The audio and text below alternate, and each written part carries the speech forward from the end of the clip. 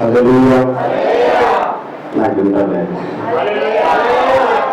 ఈ మందిరము ఎంత పరిస్థితి కట్టారో అంత ఈశ్వరం రావాలి. హల్లెలూయా.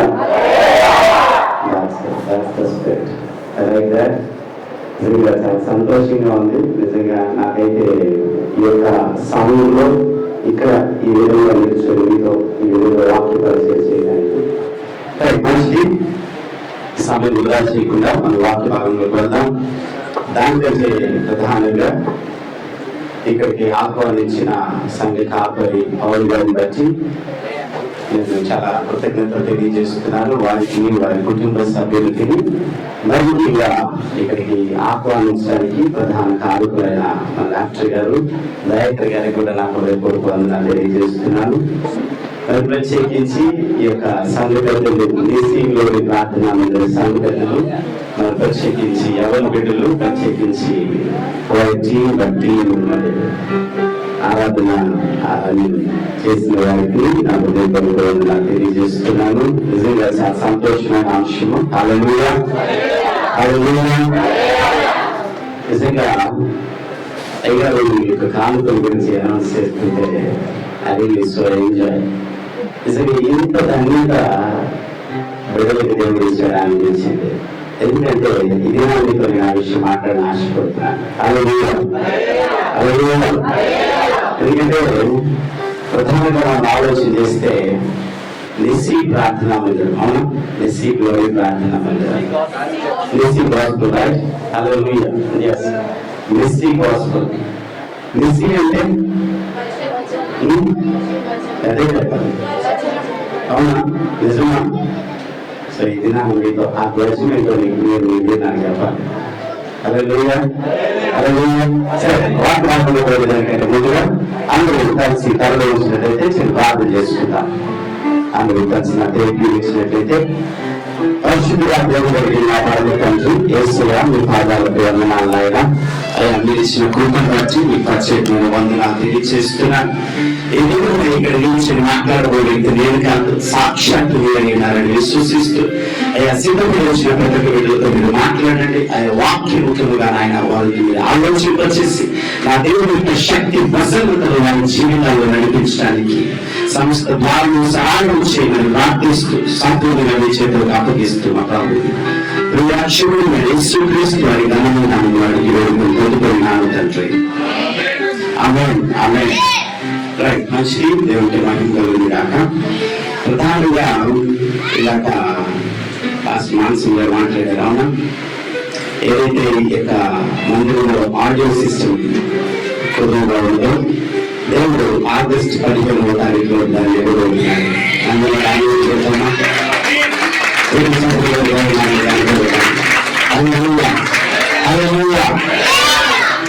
అయితే మీరు వాస్తవాన్ని మీరు తెలియజేయాలని ఆశపడుతున్నాను. ఏంటో వాస్తవం అంటే నిజానికి శ్రమలో క్రైస్తవులు ఉంటారా? శ్రమ ఖచ్చితం అయినా నువ్వు జయించి ఉన్నానన్నారు. అయితే ఖచ్చితమైన శ్రమను చూసిన వాడికి జయం కూడా అంతే ఖచ్చితం. ఆమేన్. ఆమేన్. అయితే ఈ యొక్క శ్రమను కూడా ప్రయాణం చేస్తున్న క్రైస్తవుని చూసి దేవుడు ఆలోచన చేశాడు. నిజానికి శ్రమను కూడా ప్రయాణం చేసేవాడు ఏమంటాడు అనేది ఆలోచన చేశాడు.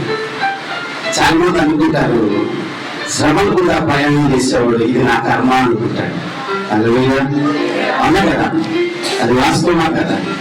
ఇది నా కర్మ అనుకుంటాడు. లేకపోతే నా తలరాతిగా ఉంది అనుకుంటాడు. నా సందర్భం అది కాదు, కానీ అసలు తలరాతి ఉందో లేదో నేను ఒకరోజు వర్తమానం చెప్పాను. అది మా సంఘం కాదు, వేరే విషయం. అయితే ఇక్కడ నా ఉద్దేశం ఏంటి అంటే నా దేవుడు అంటాడు ఆ శ్రమలు కూడా ప్రయాణం చేసేవాడిని దేవుడు అంటాడు ఆయన. హల్లెలూయా. హల్లెలూయా. ఎందుకంటే మనిషికి ప్రధానమైన శ్రమ ఏంటంటే ఆర్థికపరమైన శ్రమ. అవును కదా? ఏ శ్రమ అయినా మనిషిని వేధిస్తుందో తెలియదు, కానీ ఆర్థిక ఆర్థికపరమైన శ్రమ మనిషిని చాలా వేదనకి గురి చేస్తుంది. ఎంత వేదనకి గురి చేస్తుందంటే చాలా సందర్భంలో చాలా మంది నాతో మాట్లాడతారు, నాకు బ్రతకాలం లేదు. కొంతమంది అయితే సూసైడ్ చేసుకునే వాళ్ళు ఉంటారు. ఎందుకు చేసుకున్నారమ్మా అంటే అప్పులు బాధ తట్టుకోలేక. హల్లెలూయా. సో దేవుడు ఇది నేను వాస్తవం ఏదో చెప్పాలని ఆశపడుతున్నాను. ఎందుకు అంటే నిజానికి ఇశ్రాయేలీయులు కూడా శ్రమలు పడ్డారు అంటారు కదా. ఆయన ప్రజగా కొనియాడబడి ఇది నాట్యనాంగం అనే బైబిల్లో పొందుపరిచి సాక్షాత్తు దేవుని నోటితోనే సాక్షి ఉంటుందని బిడ్డలు. ఆమేన్, ఆమేన్.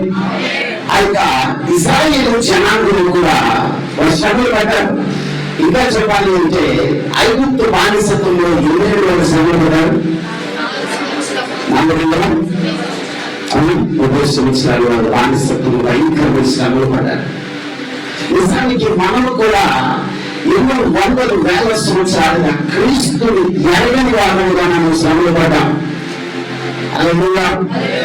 ఇప్పటికీ ఆర్థికపరమైన శ్రమలు పడుతూనే ఉన్నాం. ఆర్థికపరమైన ఇంకంట్లో మనం నడుస్తూనే ఉన్నాం. క్రైస్తవులుగా కొనియాడుతూ, క్రైస్తవులుగా కొనియాడబడుతూ, క్రైస్తవులను చెప్పుకొని క్రీస్తును అనుసరిస్తున్న వారుగా నన్ను సాధించినటువంటి శ్రమ. శ్రమ నిజానికి మరి ప్రత్యేకించి క్రైస్తవులు ఎందుకు శ్రమలు పడుతున్నారు? క్రీస్తుని ఎదిగిన వారు ఎందుకు ఆర్థికంగా ఇబ్బందులు పడుతున్నారు? నిజానికి ఇది నేను ఒక విషయాన్ని జ్ఞాపకం చేయాలని ఆశపడుతున్నాను. కొన్ని మత విశ్వాసాల్లో తప్పైతే మన్నించాలి. నిజానికి దేవుని అమితంగా ప్రేమిస్తారు. హల్లెలూయా. ఏదేమైనా మనకు అనవసరం. కొన్ని మత విశ్వాసాలలో దేవుడిని చాలా అమితంగా ప్రేమిస్తారు. ఎంతగా ప్రేమిస్తారంటే వారు నిలువెత్తిన అమృతమైన సరే దేవుడికి ప్రధానంగా ఇస్తారు. నేను చూస్తాను కొన్ని నా రోజులుగా కొన్ని సందర్భాలు. మరి ఎందుకు క్రైస్తవుడు ఒక్కడే ఎందుకు ఈ విధంగా శ్రమలు పాలవుతున్నాడు అని దేవునితో నేను మాట్లాడటం అని ఆరంభించిన తర్వాత దేవుడు నాతో ఒక మాట మాట్లాడాడు. నేను రాత్రి కలిసి దేవుడు నాకు ఒక విషయాన్ని తెలియజేశాడు. నిజానికి 400 సంవత్సరంలో బానిసత్వంలో ఉన్నారు. ఎవరు? ఇశ్రాయేలీయులు. ఇశ్రాయేలీయులు బానిసత్వంలో ఉన్న దాన్ని బట్టి దేవుడి భూమి మీదకి వచ్చాడా? మోషేని పంపించాల్సి వచ్చిందా? చెప్పాలి. నా ప్రశ్న ఇదే. ఇది ఇశ్రాయేలీయులు శ్రమలు పడ్డారు, మంచిదే, నేను ఒప్పుకుంటాను. శ్రమలు పడిన దాన్ని బట్టి మోషే ఈ భూమి మీదకి దేవుడు నాయకుడిగా పంపించారా? చాలా మంది ఇదే పొరపడతారు. శ్రమలు పడిన దాన్ని బట్టి మోషేని భూమి మీదకి నాయకుడిగా పంపించాడు అన్నారు. హల్లెలూయా. శ్రమలు పడిన దాన్ని బట్టి పంపించాడు నాన్న. హల్లెలూయా. ఎందుకు సార్? ఆ శ్రమకు తగిన ఫలము ఇశ్రాయేలీయులు పొందుకోలేదు కనుకనే ఆ ఫలము వారికి దయచేయడానికి మోషే నాయకుడి దగ్గరకు వచ్చారు. ఆమేన్, ఆమేన్, ఆమేన్. శ్రమ తగినందుకు రాలేదు మోషే నాయకుడిగా. ఆ శ్రమకు తగిన ఫలము నీ చేతిలో లేదు. హల్లెలూయా. ఈ దినాన నీ కుటుంబంలో ఎన్నో ఇబ్బందులు ఉన్నాయి. మన కుటుంబాలు ఎన్నో బలహీనతలు ఉన్నాయి. ఆర్థికపరమైన ఇంకట్లు మనం నిలబడి చేస్తున్నాయి. ఆర్థికపరమైన ఇబ్బందులు మనం చాలా క్రమనిస్తున్నాయి. దేవుని సైతం పక్కకి పెట్టే విధంగా ఆర్థికపరమైన ఇంకట్లు మనల్ని ప్రయోగానికి, వేదనకి, కృతులకి, మానసికమైన పరిస్థితులకి అని గురి చేస్తున్నాయి. కాదు కదా? ఇది సత్యం. ఇంకొక దాని మాట చెప్పిన నిజానికి కొన్ని సమయాల్లో శరీరాన్ని కూడా అమ్ముకునే స్థితి ఆర్థికపరమైన బలహీనతలు, ఆర్థికపరమైన ఇక్కడికి అంత బలహీనత గురి చేస్తారు. హల్లెలూయా, హల్లెలూయా. అయితే ఆ సమయంలో దేవుడు చూశాడు, అయ్యో నా బిడ్డలు చాలా వేదన పడుతున్నాను.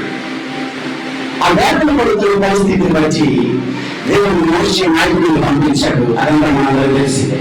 ఆ పంపించిన నాయకుడు ఆ 430 సంవత్సరంలో బానిసత్వంలో ఉన్న వారిని విడుదల చేసి, ఆ విడుదల చేసిన అనంతరము మీరు లేఖ భాగాల నిర్మాకాండము చదువుకుంటూ వస్తే అక్కడ ఒక మాట రాయబడి ఉంటుంది. ఏమో తెలుసా? ఆ యొక్క వారు విడుదల చేసి వారు వెళ్ళేటప్పుడు దేవుడు వారికి ఏమి ఇచ్చాడు తెలుసా? ఇంతకాలంలో వారి చేతిలో ఫలం లేదు ఉందా? నిజానికి ఫలము తీసుకుంటే అది జీతం అవుతుంది. హల్లెలూయా. ఫలము తీసుకోకపోతే బానిసత్వం అవుతుంది. హల్లెలూయా. కానీ ఫలము లేకుండా మనసు పెట్టి చేసే పరిచర్య అవుతుంది. హల్లెలూయా. హల్లెలూయా. అయితే దేవుడు ఉన్నారా? మీ అందరూ ఇక్కడ చేసిన పరిచయం బట్టి నిజంగా దేవుడు నామని నేను స్తుతిస్తున్నాను. ఆమె పరిచయం అనేది ఒకరి సమిష్టి కృషి కాదు. అవునా? ఒకరి పరిశ్రమ ఒక కాపరి భుజస్కంధముల మీద బరువు వేసి మనమందరం సరదాగా చూసేది కాదు పరిచర్య. ప్రతి ఒక్కరు మన భుజంలో మన భారములు వేసుకుని ఆ శ్రేష్టమైన పరిచయని ప్రేమించడమే, ఆ ప్రేమతో కూడిన పరిచయని ఏమి ఆశించకుండా త్వరవరకు తీసుకుని వెళ్ళటమే అది సేవా అనుభవం అంటాను. ఆమేన్. ఆమేన్. సో దేవుడులారా, అందుకని ఇశ్రాయేలు బానిసత్వంలో ఉన్నారు. వారి దేవుడు దగ్గర ఫలాన్ని ఇవ్వడానికి ఏం చేశారంటే ఐగుప్తీయుల దగ్గర ఉన్న బంగారాన్ని, వెండి వస్తువులని, ఇతరితర వారి ఆస్తులని సగము వారు వెళుతూ ఎవరికి ఇచ్చారు? ఐగుప్తులకి ఇచ్చేశారు. అని ఇశ్రాయేలుకి ఇచ్చేశారు. అవునా? అదంతా మనకు తెలిసిన విషయం. నిజానికి అంతకాలంలో వారికి ఫలం లేదు. ఫలము లేకుండా వారు పనిచేస్తున్న దాన్ని వచ్చి వారిని బానిసలుగా చూశారు. హల్లెలూయా. హల్లెలూయా.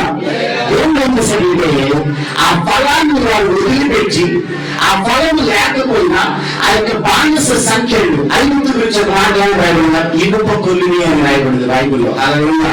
ఆ యొక్క ఇనుప కొలిమిలో కాల్చబడ్డారు, వాడు వేదనకి గురి చేయబడ్డారు. అటువంటి వారి పక్షంగా దేవుడు యుద్ధం చేశాడు. హల్లెలూయా. యుద్ధం చేశాడు అంటే వ్యాజ్యం అనేది అంటాను. అందరూ వ్యాజ్యం ఆడుకుంటే నా దృష్టిలో వేరే ఉద్దేశం. ఎందుకంటే యుద్ధం చేస్తే గెలుపు ఓటములు ధరించబడతాయి. అందుకే దేవుడు ఒక మాట అంటాడు బైబిల్లో, విధవరాని పక్షంగా ఎందుకు ఆడుతున్నాడు? ఆయన విధవరాని పక్షంలో వ్యాజ్యం చెప్పాలి. ఎందుకు? ఎవరికి తెలిసిన విషయం. అంతకాలంలో తనకి ఒక యజమాని ఉంటాడు, ఇంటికి ఒక యజమాని ఉంటాడు. ఆ యజమాని కోల్పోయి ఉంటాను. ఆ యజమానితో ఉన్నప్పుడు ఆ యజమాని నుంచి పడే వేదనలు కావచ్చు, బిడ్డల నుంచి పడే వేదనలు కావచ్చు, అదొక యుద్ధ భూమి లాంటిది. 100 మంది యుద్ధ భూమి విషయాలు మాట్లాడతారు. అవును కదా? ఆ యొక్క యుద్ధం చేసిన ఆయన యుద్ధంలో గెలిపోవచ్చు, పక్కన పెడితే ఓడిపోయి ఉండొచ్చు, గెలవచ్చు. అయితే నా భర్తను కోల్పోయింది. ఇక్కడి నుంచి ఆయనే తన భర్త ఉన్నాడు. హల్లెలూయా. అక్కడ గెలుపు అవకాశం లేదు, గెలుపు మాత్రమే తన పక్షంగా ఉంటుంది. ఆమేన్. అందుకే అక్కడ అంటాడు విధవరాల పక్షంలో వ్యాజ్యం ఆడతాను అని. ఎందుకంటే వ్యాజ్యం ఆడితే నీకు గెలుపు మాత్రమే ఉంటుంది. యుద్ధం చేస్తే గెలుపు ఓటమిలో ఏదో ఒకటన్నా ఉంటుంది, కానీ వ్యాజ్యం అంటే గెలుపు మాత్రమే ఉంటుంది. ఆమేన్. సో అది ఆలోచన చేస్తే నిజానికి అప్పటి వరకు బానిసలుగా ఉన్న ఇశ్రాయేలీయులు మొదటిసారి వారి యొక్క బానిస సంఖ్యలను తెలుసుకుని వారి జీవిత పయనాన్ని కొనసాగించారు. హల్లెలూయా. హల్లెలూయా. ఆ జీవిత పయనాన్ని కొనసాగించిన తర్వాత మొదటిసారి ఒక మాట విన్నారు వాళ్ళు. అప్పటి వరకు నిజానికి వాళ్ళు విన్న మాట్లాడారు తెలుసా? ఎలా ఒరే పోరా పోవే ఇలాంటి మాటలు విన్నారు. ఎందుకంటే బానిసలని ఎలాంటి దుర్భాషలు ఆడతారో అటువంటి దుర్భాషలు ఆడే ఆ యొక్క బలహీన పరిస్థితులు వారి పైన ఆపాదించబడ్డారు. చాలా భయంకరంగా హింసించేవారు. చరిత్రలో చూస్తే ఐగుప్తులు చాలా దారుణంగా హింసేస్తారు. ఐగుప్తులు కానీ రోమా ప్రభుత్వం ప్రజలు కానీ ఆ రోమా ప్రభుత్వం వారు కానీ చాలా భయంకరంగా చిత్రం చేసేవారు చరిత్రకారులు చెప్తారు. అదేవిధంగా ఆలోచన చేస్తే అప్పటి వరకు ఇశ్రాయేలు వినే మాట ఏంటంటే మనకి ఆ కాన్సెప్ట్ అర్థమైంది కదా. అక్కడి నుంచి బయలుదేరాను, బంగారం తీసుకున్నాను, ఆయన ఐగుప్తు దగ్గర నుంచి బంగారం దేవుడు ఇచ్చాడు అంటే వాళ్ళకి ఫలాన్ని ఇచ్చాడు. అర్థమవుతుంది అన్నమాట. ఎందుకంటే నిజానికి వాళ్ళు పడిన శ్రమం బట్టి దేవుడు నాయకుడిని పంపించాలా, దేవుడు పంపించాడు. వాళ్ళు ఫలాన్ని పొందుకోవాలా, ఏం చేయాలి, వాళ్ళు పడిన శ్రమకి ఫలాన్ని పొందుకోవాలా. అన్నా అయితే మరి వాళ్ళు ఫలం పొందుకున్నారా? పొందుకున్నారా? అయితే ఫలం దేవుడు వాళ్ళకి ఎదిగించాడు. హల్లెలూయా. ఆ ఫలము దేవుడు వాళ్ళకి ఎదిగించాడు. ఇంతకాలంలో వారు ఫలము పొందుకోవడాన్ని బట్టి వారికి ఎలా ఫలం ఇవ్వబడిందంటే విస్తారమైన నగలు, బంగారపు నగలు, వెండి వస్తువులు అని చాలా వస్తు సామాగ్రి, వారు ఎప్పుడు చూడలేనంత బంగారం వాళ్ళకి ఇవ్వబడింది. అయితే ఆ బంగారం వారికి ఎదిగించాడు దేవుడు. ఇంతకాలంలో ఏ ఆభరణాలు లేవండి, తెగేసుకుంటారు. అనిపించాడా? అయ్యో ఎంతకాలం ఫలము లేదు, అందుకే ప్రత్యేకంగా నూతనంగా ఇవ్వాలని ఫలం ఇచ్చాడా? అలా చూడండి. అయితే ఆ ఫలము తీసుకొని బయలుదేరుతున్నా.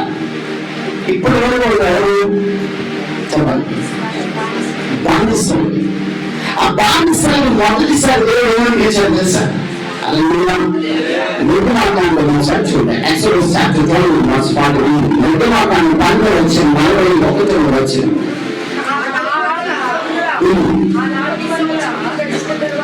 తర్వాత జన్మదిన ఆదిమంది యెహోవా సేవలన్నీ ఐగుప్తు దేశంలో నుండి బయలుదేరిపోయాడు. ఎవరు బయలుదేరిపోయారు? నాకే తెలియదు. ఎవరు బయలుదేరిపోయారు? ఎక్కువ సేనల కాదే, బానిసలో ఉన్నవారు కదా బయలుదేరి. అలా అవును కదా, నాకు అర్థమవుతుందా? అప్పటి వరకు బానిసలుగా ఉన్నవారు బయలుదేరారు, లేకపోతే ఇజ్రాయేలు బయలుదేరారు అన్నాడు. కానీ దేవుడు అలా అనలేదు. అన్నరా నిన్ను అలా అనడానికి ఇష్టపడలేదు ఆయన. ఎందుకంటే ఇంతకాలం నువ్వు శ్రమేపాలయ్యావు, శ్రమలో కొలిలో కాల్చబడుతున్నావు. ఈ లోటు నువ్వు ఆర్థిక పరమైన ఇక్కట్లో ఉప్పు అయిపోతున్నావు, వ్యాధులుగా బాధపడుతున్నావు. అయ్యో నాకే నా ఈ శ్రమలు, అయ్యో నాకే నా ఇక్కట్లు, నాకు మాత్రం ఎందుకు ఈ కఠినమైన శ్రమలు, ఈ ఆర్థిక పరమైన ఇక్కట్లు. నిజానికి నేను రక్షించడం ఎన్నో సంవత్సరాలు, నా కుటుంబం రక్షించబడి రక్షించక ముందు నా బ్రతుకు ఇంకోలా ఉండేది, రక్షించడం దాని మాటలు ఉండేది, నా బ్రతుకు శ్రమల పాలైంది. అవునా? అది నిజమా? రక్షించిన తర్వాత మీరు అయిపోయారా? నేనంటాను రక్షించక ముందు ఒక బానిసడి ఈ లోకమైన అపవాది క్రియలకు ఆత్మీయ బుద్ధులుగా బతుకుతున్న వాళ్ళని. అలా ఎప్పుడంటే నువ్వు రక్షించిన నీ బ్రతుకు మారిపోయింది, నువ్వు ఆయన స్వాస్థ్యంలో పాలుభాగస్తులుగా మార్చుకొని నువ్వు ఆయన సేనలో ఒక వీరుగా మార్చబడ్డావు. నన్ను వారి ఎగ్జాంపుల్ కూడా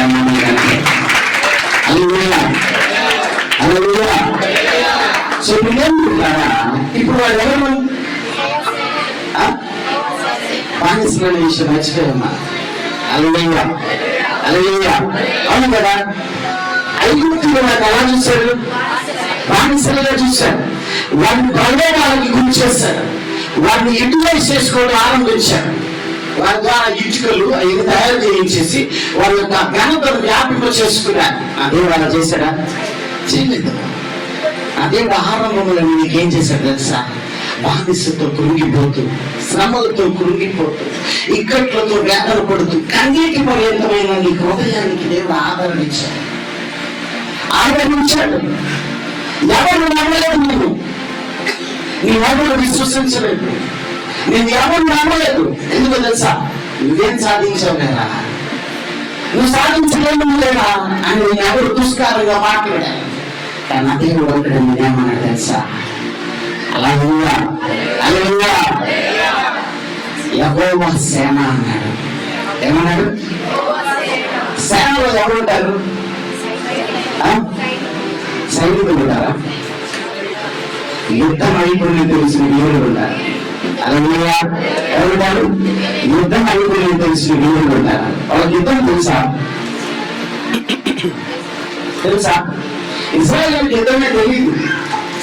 ఇజ్రాయేల్ నిజానికి గట్టిగా అనిస్తే భయపడిపోయారు. హల్లెలూయా.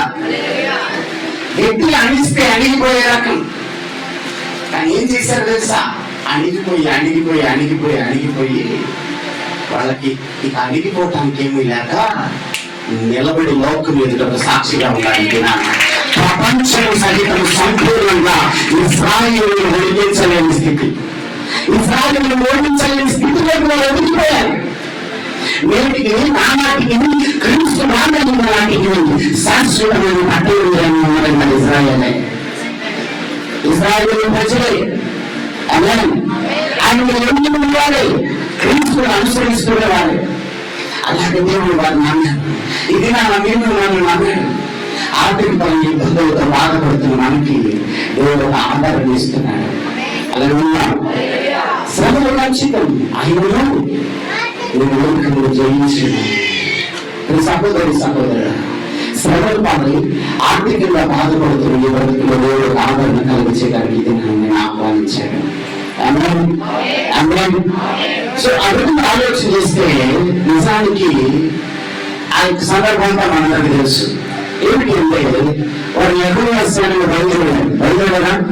ఇక బయలుదేరి ఎక్కడికి వెళ్తున్నారు? బయలుదేరాక ఎక్కడికి వెళ్తున్నారు? వాగ్దానం భూమికి వెళ్తున్నారు. అలా అమ్మా కథలాగా వాగ్దాన భూమికి వెళుతున్నారు. వాగ్దాన భూమికి వెళుతున్నప్పుడు కొన్ని ఇబ్బందులు ఎదురయ్యాయి. మనందరికి తెలుసు ఎర్ర సముద్రం, అవునా? వాటన్నిటిని అధిగమించారు. అలా నిజానికి ఈ జర్నీ అంతా చూస్తే మనకు ఒక విషయం అర్థమవుతుంది. ఏమన్నా తెలుసా? యెహోవా వారిని ఎన్నడూ విడిచిపెట్టడా. వారి ఎదుటి ఎర్ర సముద్రం ఉంటే సముద్రమా నువ్వు వెంట అన్నాడు, చీల్చిపడేశాడు. హల్లెలూయా. ఆయన ప్రజల కోసం ఎలాంటి సమస్యలైనా తునాతులతో చేయగలిగే సముద్రుడు ఆయన. సో ఆ విధంగా సిద్ధపడి వారు పరుగులు ఆరంభించి వాళ్ళు ప్రయాణం చేస్తున్నారు. ఇలా వాళ్ళ జీవితం అని వాళ్ళు ఆ యొక్క ఆధ్యాత్మిక వాళ్ళ ప్రయాణంలో వాళ్ళు వాగ్దాన భూమికి ప్రయాణం చేసే ప్రయాణంలో ఇలా వెళుతూనే ఉన్నారు. వెళుతూ ఉండగా దేవుడు ఒక ఆలోచన చేశాడు. దేవుడు వాడిని ఏమని పిలిచాడు? ఫస్ట్ చెప్పండి, యెహోవా సేన అని పిలిచాడు. అంటే యుద్ధ వీరులని పిలిచాడు. అక్కడ మీరు చూస్తే దాని వెనక నాకు మాట ఏమన్నా తెలుసా? 6 లక్షల మంది కాల్బలము ఉంటుంది. అలాగే 6 లక్షల మంది యుద్ధ వీరులు అక్కడ పొందుపరచబడింది, రాయబడి అని అక్కడ రాయబడి ఉంది. అంటే బానిసలుగా ఉన్న వారిని బానిస సంఖ్యలు బిగించబడి బానిసలుగా బ్రతికిన వారిని దేవుడు వీరులుగా చూశాడు. అలాగే ఈ లోకంలో అనే బానిసలుగా నువ్వు వేధించబడుతూ ఆర్థిక పనులు ఇద్దరితో ఆర్థిక పనులు ఇంటితో నువ్వు బాధించబడుతున్న నిన్ను ఈ లోకంలో ఉన్న వాళ్ళు పైన పనులు చూశారేమో. నా దేవుడు నీ పైన పనులు చూడాలా, నీ ఆంతరిక హృదయాన్ని చూశాడు. అదే నా దేవుడు నీ యొక్క నిన్నుగా చూశాడు. అలా అయితే ఈ విధంగా చాలా సాఫీగా వాళ్ళ ప్రయాణం కొనసాగుతుంది. వాళ్ళకి యుద్ధాలు ఏమైనా ఉన్నాయా? లేవు. చాలా హ్యాపీగా ఉంది వాళ్ళ లైఫ్. హ్యాపీగా తింటున్నారు, హ్యాపీగా పడుకుంటున్నారు. వాళ్ళకి పగలు వేడిస్తాము, రాత్రి అగ్నిస్తాము. హల్లెలూయా. వాళ్ళ దగ్గరికి జంతువులు కూడా రావడానికి లేదు, ఎండ కూడా వాళ్ళని తాకటం లేదు. చాలా చల్లగా ఉన్నారు, ప్రశాంతంగా ఉన్నారు. ఆంగ్లేస్తే దేవుడిని వెంబడిస్తే చాలు. అని దేవుడికి సరిగా ఏమొచ్చింది? మనం వచ్చింది, మాంసం వచ్చింది. హల్లెలూయా. పూరేళ్ళు వచ్చాయి, వచ్చి వాళ్ళ ఆకలి తీర్చాయి. ఇలా చాలా సీరాగా వాళ్ళ జీవితం చాలా అద్భుతంగా కొనసాగుతుంది. హల్లెలూయా.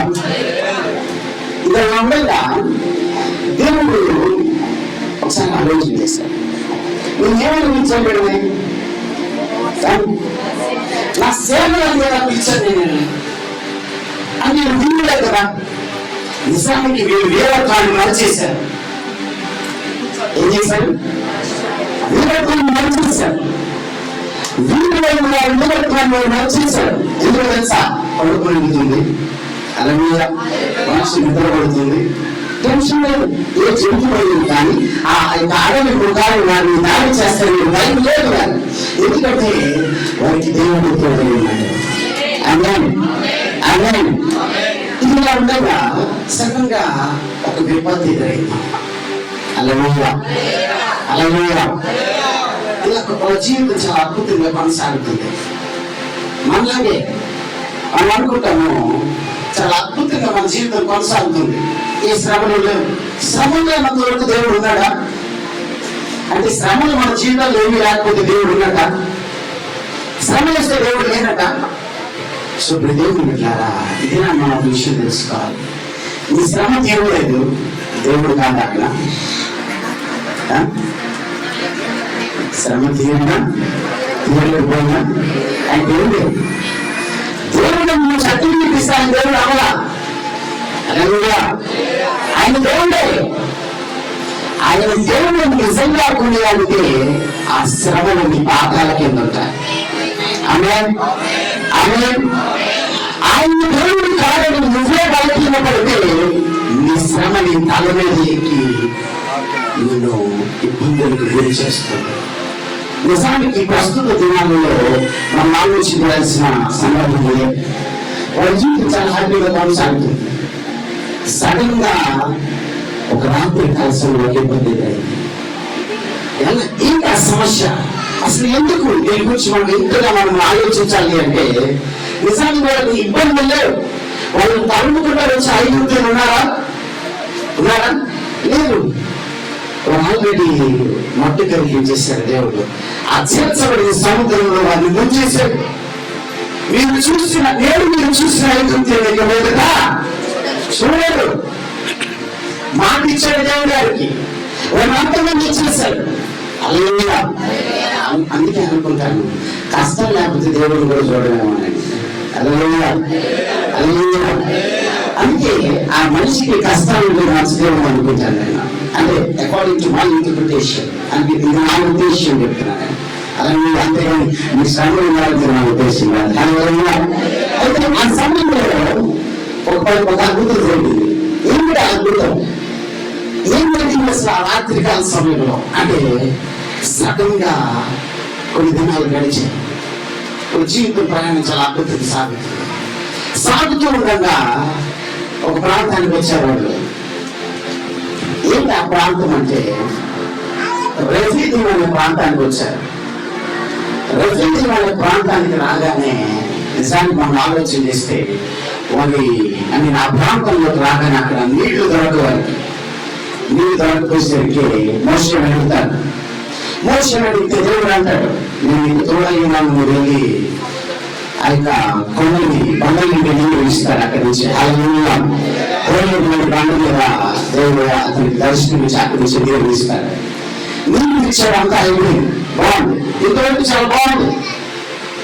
అప్పుడు దేవుడు ఆలోచన చేశాడు, వీళ్ళకి విస్తారమైన సౌకర్యాలు, విస్తారమైన బెనిఫిట్స్ అలాగే ఇచ్చేసరికి నీ దేవుడిని మర్చిపోయాడు. అలాగే అమ్మ నేను నిజం మాట్లాడుతున్నా. అన్ని వచ్చేసరికి వీరికి దేవుడిని మర్చిపోయారు. ఇంకోటి ఏం తెలుసా, వీళ్ళు నిజానికి వీళ్ళు ప్రతిఫలం పొందుకోలేదని నేను ఎదురు చూశాను. ఎందుకంటే ఇంతకాలం బానిసలుగా బ్రతికి వాళ్ళు ఏ ఫలం లేకుండా వేధించబడ్డారు. అయ్యో వారికి ఫలమే లేదని నేను నా బిడ్డలైన మోషేని ప్రేరేపించి మోషేని ఒక నాయకుడిగా నేను ఎంపిక చేశాను. వీరి కోసం ఆ యొక్క నాయకుడు నడిపించాడు మోషే. ఈ ప్రాంతం ఒకప్పుడు చాలా భయంకరమైన స్థితిలో ఉంది, చాలా వేదనకరమైన స్థితిలో ఉంది. ఒక రోజు మీ ప్రాంతాన్ని ఏమి వచ్చేస్తుంది నేను చూడగలుగుతున్నాను. 16 సంవత్సరాల క్రితం ఈ ప్రాంతాన్ని ఒక రోగం ఏలుబడి వచ్చేస్తుంది. ఆ సమయంలో వచ్చాడు అలాగే ఇది సత్యం. ఆ సమయంలో వచ్చాడు ఈ ప్రాంతాన్ని నేను చిన్నగా ఆయన సేవను ఆరంభించాను. ఆ సేవ అలా కొనసాగుతుంది. దేవుడు ఆయనతో మాట్లాడాడు, ఒక మందిరాన్ని స్థాపించమని. అలా మందిరం ఆరంభించి 11 ఏళ్ళు అయింది. ఇది నూతన మందిరం కట్టబడి 12వ సంవత్సరంలో ఈ అద్భుతమైన వర్తమానం నిర్మించినారు.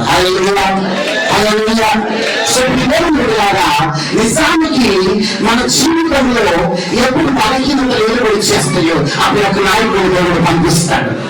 ఈ ప్రాంతానికి ఒక కాపరి అవసరమైన దేవుడు తెలుసు. ఈ ప్రాంతంలో ఈ ఏదైతే బలహీనతల నుంచి విడుదల చేయడానికి ఒక నాయకుడు కావాలి. ఆయన హస్తం కష్టం ఎదిగి ఆయన రక్షణ హస్తమైన ఒక వ్యక్తి కావాలని దేవుడు తలంచాడు. ఆ సమయంలో దేవుడు ఒక నాయకుడు నిలబెట్టాడు. ఆ విధంగా దేవుడు మోషేను పిలుచుకున్నాడు. ఆ పిలుచుకున్న క్రమంలో నిజానికి ఆ సమయంలో నిజానికి మీకు ఒక విషయాన్ని మీకు ఒక ప్రశ్న ముందుంచుతారు. మండుచున్న పొదలో మోషేకి దర్శనం ఇచ్చాడా లేదా? ఇచ్చాడు. Very good. మోషే ఎన్నో ఆయన అద్భుతాలు చేశాడు. రైట్. సాధారణమైన కర్ర కాస్త ఎలా మారిపోయింది? ఒక దేవుని కర్రగా మారిపోయింది. అలెలుయా. ఎప్పుడైతే దాని తర్వాత నుంచి చదువుకుంటూ వెళ్తే దాన్ని ఎక్కడ కూడా కర్ర అని రాయబడి లేదు, దేవుని కర్ర అని రాయబడింది బైబిల్లో. Hallelujah, hallelujah. అయితే ఆ విధంగా ఆలోచన చేస్తే ఆ సాధారణమైన కర్ర అలా మారిపోయింది అనే ఎన్నో అద్భుతాలు 10 దగ్గర చూశాడు. అలా ఒకటి కాదు, 5 కానీ ఇశ్రాయేలు కానీ చాలా అద్భుతాలు చూస్తారు. వారి కళ్ళు వచ్చి ఎర్ర సముద్రం చిరిగిపోవడం చూస్తారు. అలెలుయా. అసలు ఎంత అద్భుతం అండి. అవును కదా, సముద్రం ఒక మంచు గడ్డలాగా నిలిచిపోవటం ఏంటండి. నిజంగా చాలా మంది అలా తాకుంటారు కదా దాన్ని. అలెలుయా. అవును కదా, నిజంగా వెళ్ళేవాడు ఎవరో ఒక దూరం ఉంటాడు కదా, దాన్ని అలా పొడుచుకొని ఉంటాడు. అలెలుయా. అది నిజంగా నిలబడిందా? ఇది నిజంగా మంచిగా నీళ్ళేనా? అలెలుయా. ఒకసారి మీకు ఇమాజిన్, ఒకసారి ఊహించుకోండి. ఆ ప్రదేశం మనం ఏం చేస్తాం? దాన్ని తాకుతాం. కానీ ఇది గోడేనా? అవసరం ఇది గుద్దుతాను కూడా. Hallelujah, hallelujah. సో ఆ విధంగా మనం ఆలోచన చేస్తే ఆ విధంగా కొనసాగుతున్న జీవిత ప్రయాణం. అంతకాలం వారికి యుద్ధాలు లేవు. అంతవరకు వారిని ఎవరు యుద్ధాలు లేవు. ఎందుకు తెలుసా? అంతవరకు దేవుడు వారిని సంరక్షిస్తూనే ఉన్నాడు. హల్లెలూయా.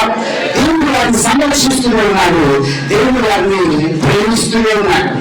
దేవుడు చేసే అద్భుతాలని వారు చూస్తూనే ఉన్నారు.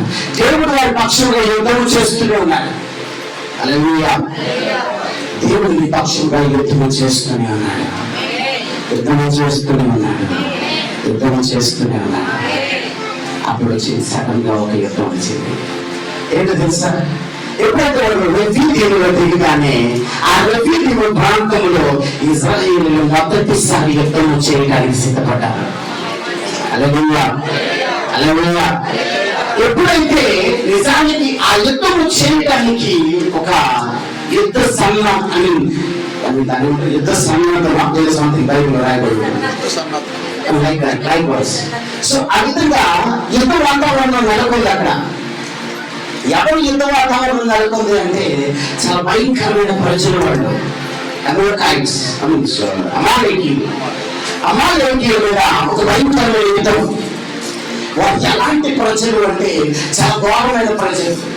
నిజానికి అమాలేకీయులు అంటే దాని అర్థం ఏంటంటే రక్తము నాకిడి వాడు అని. అమాలేకీయులు అంటే రక్తము నాకిడి వాడు అంటారు. నిజానికి ఎగ్జాక్ట్ దాని ట్రాన్స్లేషన్. చాలా ప్రమాదమైన వ్యక్తి వాడు, భయంకరమైన తెగ వాడిది. వారి గురించి చెప్పాలంటే అది వేరే సందర్భం.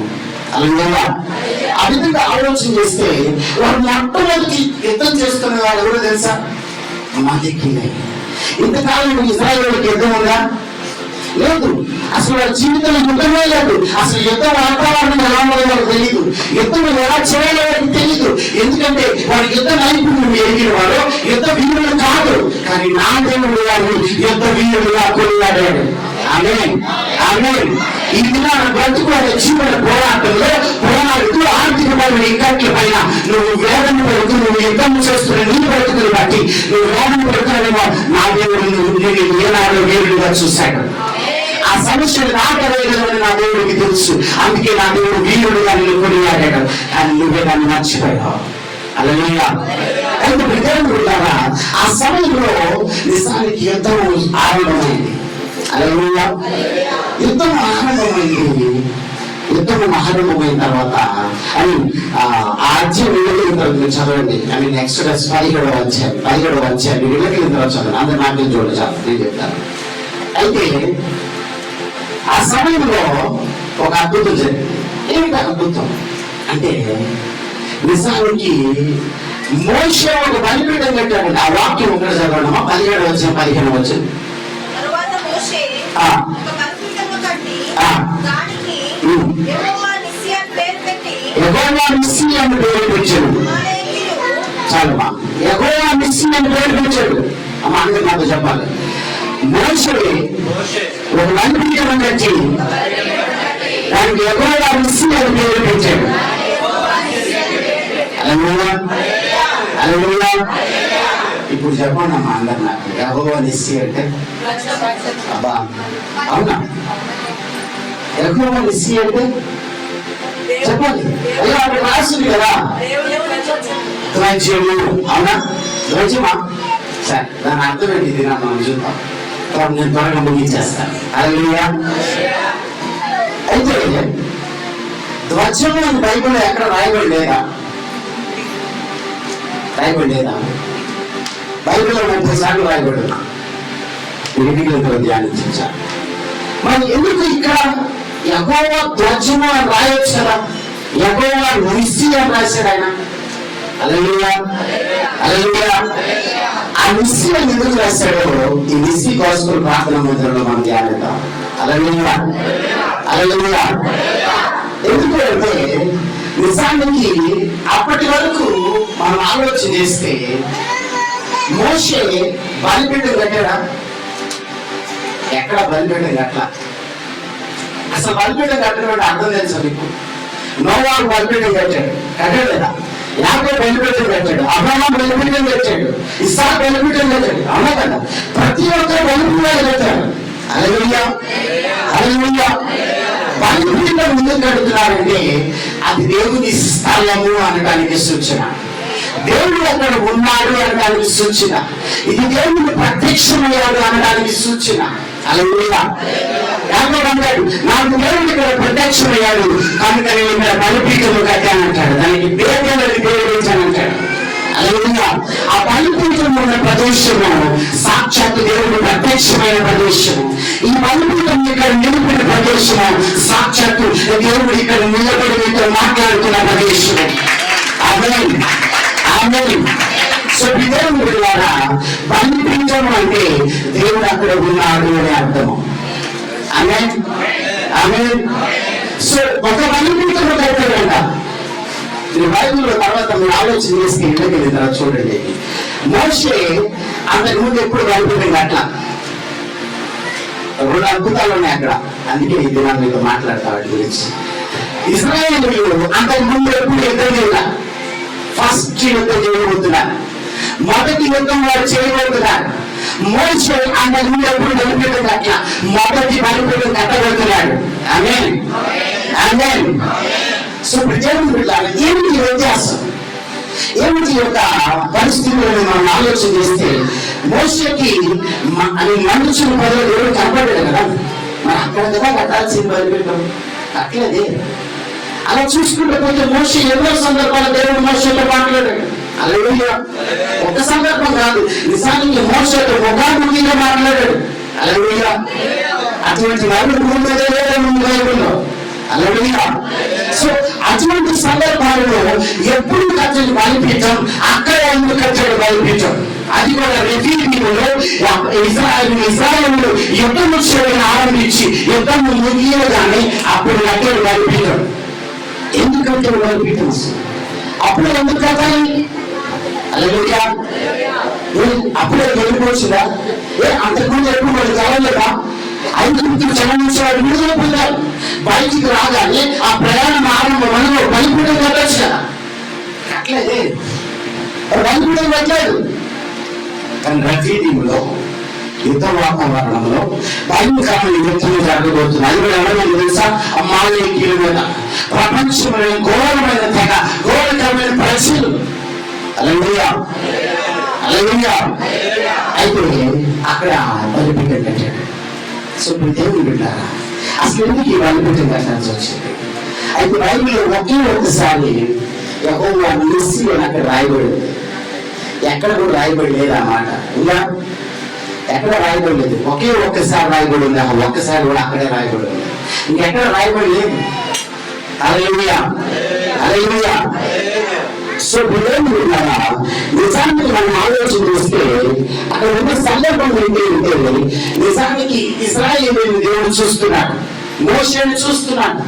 మోషే ప్రతిసారి సమస్య వస్తే దేవుడి దగ్గరికి వెళ్తున్నాడు. అయ్యా మరేంటి వీళ్ళు తినడానికి ఏమైనా కావాలంట, మరి ఏమైనా పెట్టవచ్చుగా అంటే సరే ఓకే మోషే ఆజ్ఞాపి ఇవ్వటం, వాళ్ళకి ఫుడ్ రావటం. అదే మరి నాకు మంచినీళ్ళు లేవంట, మరి ఏంటి పరిస్థితి? ఇదిగో ఆ బండలు కొట్టు మంచినీళ్ళు వస్తాయి. అయ్యా మరి ఏంటి ఇంకా కారణం సరిపడలేదు, ఆ కొమ్మ తుంచు నీళ్ళని మధురంగా మారిపోతాయి అని ఇలా ఒకటి కాదు ఎన్నో ఇలా చెప్పుకుంటూ పోతే చాలానే ఉన్నాయి. బైబిల్లో రాయబడి కూడా చాలా ఉండొచ్చు. అలా ఆ విధంగా వారి జీవితం కొనసాగుతుంది. అయితే ఇప్పుడు దేవుని ఉంటారా?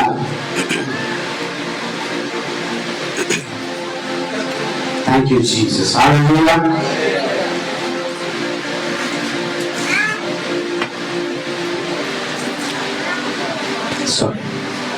ఆ విధంగా మన జీవితం చాలా అద్భుతంగా కొనసాగుతుంది. ఎంతలా కొనసాగుతుందంటే ఏదైనా సమస్య వచ్చిందనుకో ఎవరికి ఏదో వస్తున్నారండి చెప్పండి అమ్మా. మోషకి చూస్తున్నాడు. మోష ఎవరికి ఏదో వస్తున్నాడు అంటే ట్రయాంగిల్ లవ్ స్టోరీ జరుగుతుంది అక్కడ. హల్లెలూయా. మాట అర్థమవుతుంది. ఒక త్రికోణంతో కూడిన ఒక డయాగ్రమ్ లవ్ స్టోరీ ఒకటి జరుగుతుంది అక్కడ. మోష నేను ఇజ్రాయెల్ వెళ్ళాను, మోషకి వెళ్ళి చూడటం, మోష దగ్గరికి వెళ్ళి చూడటం. హల్లెలూయా. హల్లెలూయా. అయితే దేవుడు ఇట్లారా ఆలోచన చేసే దేవుడు వీళ్ళకి ప్రతి సందర్భంలో కూడా నేను వాళ్ళకు తోడుగా ఉన్నాను. వాళ్ళ మీద ఈగ కూడా వాడలేదు. అలా చూసుకుంటున్నాను నేను. ఏ జంతువు వారిని ధరించలేదు, జంతువే కాదు ఏ చీకటి వారిని ధరించలేదు. అలా చూసుకుంటున్నాను నేను వాళ్ళని. ఆ క్రమంలో మనం ఆలోచన చేస్తే సడన్ గా అమాలేకి వాళ్ళ మీదకి వచ్చారు. నిజానికి దేవుడు తెలియకుండా ఎవరన్నా మన మీదకి రాగలరా? హల్లెలూయా. దేవుడికి తెలియకుండానే అమాలేకి వాళ్ళ మీదకి వచ్చారా? తెలిసి వచ్చింటారు. నిజానికి ఆ తెలిసి వచ్చినప్పుడు దేవుడిని మోషే ఏమడగాలి? అయ్యా అమాలేకి యుద్ధం చేయడానికి వచ్చారు, మరి ఏం చేయమంటావు అని అడిగాడా? అక్కడ అడిగినట్టు ఉండదు, అడగల. నిజానికి వాటర్ విషయం అడుగుతాడు. అయ్యా మరి నీళ్లు కావాలని అడుగుతాడు. ఆ గోడకు దగ్గర ఆ బండ దగ్గర నీళ్ళు వస్తాయి. వెంటనే మీరు గమనిస్తే ఎందుకు వచ్చింది ఒకసారి ఆలోచన చేద్దాం. ఎందుకు వచ్చింది చదువుతాం చూడండి. 12వ వచ్చాను 8వ వచ్చిన నుంచి. తర్వాత అమాలేకి వచ్చి రుఫీదీయులు ఇశ్రాయేలుతో యుద్ధం చేయగా మోషే యెహోషువతో మన కొరకు మనుషులు ఏర్పరిచాడు, తీసుకుని బయలుదేరి అమాలేకీయులతో యుద్ధం చేయను. రేపు నేను దేవుడి కాలం చేత పట్టుకుని ఆ కొండ శిఖరం మీద నిలిచెదనని యెహోషువ మోషేతో తనతో చెప్పినట్టు చేసి అమాలేకీయులతో యుద్ధం ఆడాడు. మోషే అహరోను కూడుగాను ఆ కొండ శిఖరం ఎక్కిన మోషే తన చేయి పైకెత్తినప్పుడు ఇశ్రాయేలును గెలిచి, మోషే తన చేయి ఇచ్చినప్పుడు అమాలేకీయులు గెలిచి, మోషే చేతులు బరువెత్తుగా ఒక రాయిని తీసుకుని వచ్చి అతడు దాని మీద కూర్చుండితే దాన్ని వేసి అహరోను ఊరిలో ఒకడు ఈ ప్రక్కన ఒకడు ఆ ప్రక్కన అతని చేతులను ఆడుకుంటా అతని చేతులు సూర్యుడు అస్తమించడం నిలకడగా అతని యెహోషువ కత్తి వాడించి అమాలేకి రాజు అతని చెవులను గెలిచాడు. హల్లెలూయా. హల్లెలూయా. మంచిది. ఈ చదవకుండా లేఖన భాగం బట్టి మనం ఆలోచన చేస్తే నిజానికి ఇక్కడ మీరు ఒక మాట మీరు వినాలి. చదవడం అయిపోయిందమ్మా, అందరు నాకేం చూడండి. హల్లెలూయా. మీరు వెళ్ళకి చదవలేదు, అందరు నాకేం చూడండి. హల్లెలూయా. అయితే దేవుని బిడ్డలారా ఇక్కడ ఒక విషయం మనం జ్ఞాపకం చేద్దాం. ప్రతిసారి జరుగుతుంది ఏంటంటే మోషే అనే ఇజ్రాయేలుకు శ్రమ వస్తుంది, మోషే దగ్గరికి వెళ్తున్నారు. మోషే ఈ శ్రమ నిమిత్తం దేవుడు దగ్గరికి వెళ్తున్నాడు. ఆ శ్రమకు పరిష్కారం తెలుసుకుంటున్నాడు. మళ్ళా దేవుడి దగ్గర నుంచి మోషే దగ్గరికి వస్తుంది, మోషే దగ్గర నుంచి ఇశ్రాయేలు దగ్గరికి పరిష్కారం జరుగుతుంది. హల్లెలూయా. హల్లెలూయా. ఇలా ఉంది. అయితే ఎప్పుడైతే వారి బ్రతుకులో ఒక యుద్ధం వచ్చిందో, హల్లెలూయా హల్లెలూయా హల్లెలూయా, ఎప్పుడైతే వారి బ్రతుకులో ఒక యుద్ధం వచ్చిందో, మన మాటలు పడుతున్నాయి. ఎప్పుడైతే వారి బ్రతుకులో ఒక యుద్ధం వచ్చిందో, హల్లెలూయా, ఏం జరిగిందో తెలుసా? అక్కడ పరిస్థితులు మారిపోయాయి. దేవుని దగ్గరికి వెళ్ళటం మారిపోయిన పరిస్థితులు. హల్లెలూయా. నిజానికి వారి బ్రతుకులో ఒక యుద్ధం వచ్చింది. యుద్ధం వచ్చినప్పుడు నిజానికి ఏం జరుగుతుంది ప్రతిసారి? ఇజ్రాయేలు మోషే దగ్గరికి, మోషే నుంచి దేవుడి దగ్గరికి, ఇది ఒక ట్రయాంగిల్ అనుకున్నట్టుగా అలా జరుగుతుంది. అయితే వారి జీవితాల్లో ఒక యుద్ధం వచ్చింది, భయంకరమైన యుద్ధం వచ్చింది. వెంటనే మోషే అన్నాడు, మోషే మా పీపుల్లో కొంతమంది ఎంచుకొని ఎందుకు చెప్పు, నేనేం చేస్తాను తెలుసా? ఆ కొండ శిఖరం మీద వెళ్తా, నేను దేవుని కాలం తీసుకుని నేను అక్కడికి వెళ్తా. అరే ఏంటి వీళ్ళు పని చేసుకుంటున్నారు, అలా ఆ మాట అర్థమవుతున్నాయా? వాళ్ళు మాట్లాడేసుకుంటున్నారు, వాళ్ళు పరిష్కారాన్ని చూసేసుకుంటారు. హల్లెలూయా, హల్లెలూయా. అయితే మీరు గమనిస్తే దానిపైన ఒక మాట రాయబడి ఉంది, అది నిజాన్ని చదివించాలని ఆశపడుతుంది. అయితే నాన్న హల్లెలూయా. 7వ వచనం స్టార్ట్ అయిపోతాం. అప్పుడు ఇశ్రాయేలు చేసిన వారిని రాజ్యం నాకు వచ్చామా? అప్పుడు ఇశ్రాయేలు చేసిన వారిని రాజ్యం యెహోవా మనమున్నాడో లేదో అని వారు యెహోవాను శోధించడం బట్టి అతడు ఆ చోటికి మస్సా అనియు మెరీబా అనియు పేర్లు పెట్టిన. నిజానికి అసలు దేవుడు ఉన్నాడో లేడో, అమ్మా నా మాటలు అర్థమవుతాయి, అది నాకు తెలుసు. దేవుడు ఉన్నాడో లేడో అని వాళ్ళు అనుకున్నారా లేదా? అనుకుని ఏమనుకున్నారంటే దేవుడిని శోధిస్తున్నారు, దేవుడి మీద వాదన పెట్టుకుంటున్నారు, వాదిస్తున్నారు దేవుడితో. మరి నిజానికి దేవుడు ఉన్నాడా లేడా? ఉన్నాడు, ఉన్నాడు. ఎలా ఉన్నాడు తెలుసా? సాక్షాత్తు నువ్వు ఏదడిగితే అది ఇచ్చేటట్టున్నాడు. నువ్వు వాటర్ బాటిల్ అడిగితే వాటర్ బాటిల్ ఇస్తున్నాడు, నువ్వు పిజ్జా కావాలంటే పిజ్జా ఇస్తున్నాడు, KFC అడిగితే KFC ఇస్తున్నాడు. హల్లెలూయా, అవును కదా? ఈరోజు అయ్యగారు బిర్యానీ అరేంజ్ చేస్తున్నారు. అయ్యగారు చూసారు, మీ మీద అంత ప్రేమ ఉన్నారు అయ్యగారికి. హల్లెలూయా. అలా మీరు ఏది అది ఇస్తున్నాడు. హల్లెలూయా, హల్లెలూయా. సో అయితే ఇప్పుడు ఏమనుకుంటారా? నిజానికి అప్పటి వరకు వారు ఎప్పుడు యుద్ధం చేయాలి, అప్పటి వరకు వారికి ఏ శ్రమ లేదు, అప్పటి వరకు వారికి ఏ యుద్ధం లేదు. అప్పుడు వచ్చిన వాళ్ళకి ఒక యుద్ధం. ఎప్పుడైతే వారి జీవితాల్లో ఒక యుద్ధం ఏర్పడిందో, అప్పటి వరకు దేవుడు ఉన్నాడో లేదో అనుకున్నారు, ఇప్పుడు దేవుడు అక్కడ ఉన్నాడు. ఆమేన్, ఆమేన్. యుద్ధం వచ్చినప్పుడే దేవుడు అక్కడ ఉంటాడని ఫస్ట్ మనం నమ్మాలి. అలా లేదా? నువ్వు శోధిస్తే, నువ్వు వాదిస్తే దేవుడు ఎదుర్కొంటాడని అనుకుంటున్నావేమో. నువ్వు నడిస్తే దేవుడు నీతో ఉంటాడు, నువ్వు అనుకుంటే దేవుడు నీతో ఉంటాడు, నువ్వు తలస్తే దేవుడు నీతో ఉంటాడు. ఆమేన్. అక్కడ జరుగుతున్నదే ఎందుకు తెలుసా? వెంటనే యెహోషువను పంపించాడు. యెహోషువ మన మంచి బలవంతుడు రెడీ చేయన్నాడు. రైట్, ఓకే రాయిగా అన్నాడు. వెంటనే మోషేతో సరే రాయిగా రాయిగా అన్నాడు. యెహోషువ అక్కడ యుద్ధం చేయి. ఎక్కడ? లోయలో, కొండ కింద. నేను కొండ ఎక్కుతాను, దేవుని కర్ర పెట్టుకుని కొండ ఎక్కి నేను నిలబడతాను. హల్లెలూయా. వెంటనే అక్కడ జరిగిన ఆశ్చర్యం తెలుసా? యెహోషువ అరే నేను కింద నీకు వెదు, నువ్వు పోయి కొండ మీద నిలబడలేదు, ఏదో భలే ఉందే. హల్లెలూయా, హల్లెలూయా. అంటే మన ఉద్దేశం ఇయే. మా మాస్టర్ గారు ఏం చేస్తున్నారంట? ఏముంది వాక్యం చెప్తున్నాడు, అంత నుంచి ఏం చేస్తాడు, నువ్వు కష్టపడేదంతా మేమే. తప్పుగా అనుకోమాకండి, నిజాలు. ఎందుకంటే ఎక్కడైనా మాకు ఉండే కష్టాలే. హల్లెలూయా. సంఘ పెద్దలు కానీ, హల్లెలూయా, విశ్వాసులు కానీ వాళ్ళ తలంపులు నిలగా ఉంటాయి. ఏం చేస్తారు మా పాస్టర్ గారు? హల్లెలూయా, హల్లెలూయా. అక్కడ నిజానికి యెహోషువ అనుకోరా, యెహోషువ ఏం చేశాడు తెలుసా? మామూలు మాట్లాడాలి. అక్కడ రాయబడి ఉంది చూడండి. హల్లెలూయా, థ్యాంక్ యూ జీసస్. హల్లెలూయా. యెహోషువ మోషే తనతో చెప్పినట్టు చేసి. ఆమేన్, ఆమేన్. ఏంటంటే ఎవరు అందరు ఆమేన్, ఆమేన్. యెహోషువ మోషే తనతో చెప్పినట్టు చేసి. ఏం చెప్పాడు మోషే? నువ్వు ఏర్పాటు చేయి, నీ కొండ మీదకి వెళ్తా, నువ్వు కింద యుద్ధం చేయి. హల్లెలూయా, హల్లెలూయా. సో ఇప్పుడు దేవుని బిడ్డలారా, నాయకుడిని నమ్మాలి, కాపరిని నమ్మాలి, విశ్వసించాలి.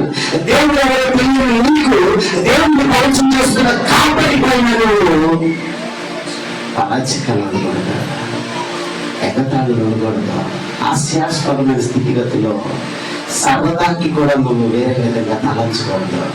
ఎందుకో తెలుసా, ఈ బలిపీఠం ఎదుట నిలిచిన యోగ్యత ఆయనకు అక్కడికి దేవుడు ఇచ్చాడు. ఆమేన్, ఆమేన్. ఈ బలిపీఠం నుంచి బయలుదేరి మాట్లాడు.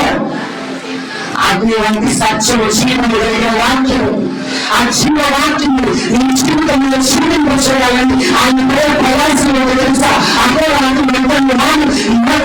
మరొక నీ బ్రతుకు కోసం ఏమైనా మీకు ఆయన రిలేషన్, నీకు ఆయనకి ఏమైనా బంధుత్వం ఉందా, నీకు ఆయనకి ఏమైనా చుట్టాలకు ఉందా? ఏ విధమైన బంధుత్వం లేకుండా ఆయన మొదలుపెడతారు. నిజాన్ని ఎప్పటికైనా సరే నీ బంధువులతో ఉంటారో ఏమో తెలియదు, కానీ నీ కాపురి ముందు ఉంటారు. ఆమేన్, ఆమేన్. అది ఒక మాట ఉంటుంది, ఎబ్రీ పత్రిక 13:17. ఒకసారి చదవండి. ఎబ్రీ పత్రిక 13:17. Thank you Jesus. చదవమ్మా. మా డబ్బులు చదవండి, చదవడానికి మనకి ఇవ్వదమ్మా. మీ పై నాయకులుగా ఉన్నవారు లెక్క అప్పు చెప్పవలసిన వారు జ్ఞాపకాలు కానించిన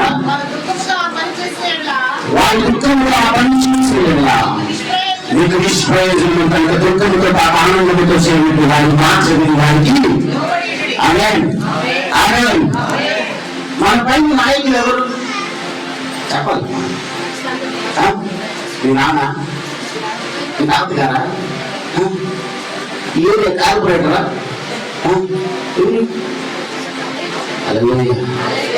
క్రీస్తుని తిరిగి క్రీస్తు నిజ దేవుడు నేను వెంబడిస్తున్నా, నీకు నీపై నాయకుడు నీ కాపరి. ఆమేన్, ఆమేన్. నీ కాపరి నువ్వు వెంబడిస్తున్నావు, అది నిజంగా వెంబడిస్తున్నావా? హల్లెలూయా. ఇంకా నీ ఆలోచనలో దురుద్దేశాలు ఉన్నాయా? అది నాకైతే తెలియదు. బట్ అది ఒకసారి లెట్స్ చెక్ యువర్ సెల్ఫ్. ఒకసారి పరిశీలన చేసుకుని దేవుడి నేను మాట్లాడుతున్నాడు. యెహోషువ ఒక మాట చెప్పడం లేదు మోషే, ఇమీడియట్ గా ఉండిపోయాడు. ఎవరు మాట్లాడా? నీకు యుద్ధం చేయడం నుంచి. హల్లెలూయా, హల్లెలూయా. ఆ మాట యెహోషువతో చెప్పడానికి మోషే ఎంతగా ప్రార్థన చేస్తున్నాడు. ఆమేన్, ఆమేన్.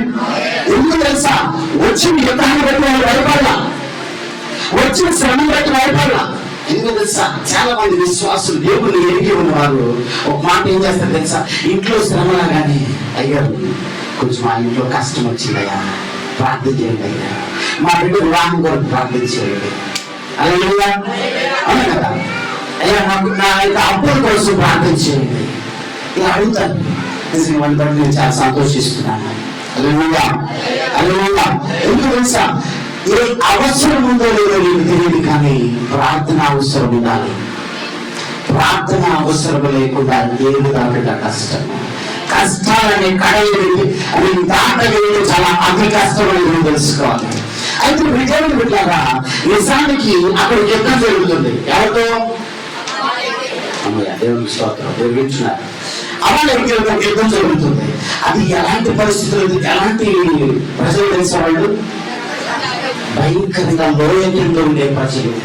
లోయ కింద చాలా కక్కసంగా ఉంటారు వాళ్ళు. నిజానికి నరమాంస భక్షకులు అని చెప్పొచ్చు, క్యానిబల్స్ అంటారు వాళ్ళు. ఇంకొక మాటలో చెప్పాలంటే క్యానిబల్స్, ఐ మీన్ నరమాంస భక్షకులు లాంటి వాళ్ళు. అలాంటి వాళ్ళు యుద్ధం చేయడానికి మోషే భయపడా? భయపడా. యెహోషువ భయపడా? భయపడా. హల్లెలూయా. నిజానికి అప్పటి వరకు వాళ్ళ ఉద్దేశం ఏంటంటే దేవుడు ఉన్నాడో లేడో. హల్లెలూయా, హల్లెలూయా. నీకు అన్ని అవసరాలు ఏంటంటే దేవుడు ఉన్నాడో లేదో నువ్వు నిర్ధారించావే. మరి అంత పెద్ద శ్రమ వచ్చింది నీ మీదకి. అమాలేకీయుడి మీద యుద్ధం ఆడుతున్నారు. మరి యుద్ధం ఆడేటప్పుడు నువ్వేం చేయాలి? దేవుడు అడిగావా? హల్లెలూయా. అప్పుడు అర్థమైపోయింది. హల్లెలూయా. అప్పుడేమర్థమైపోయింది తెలుసా?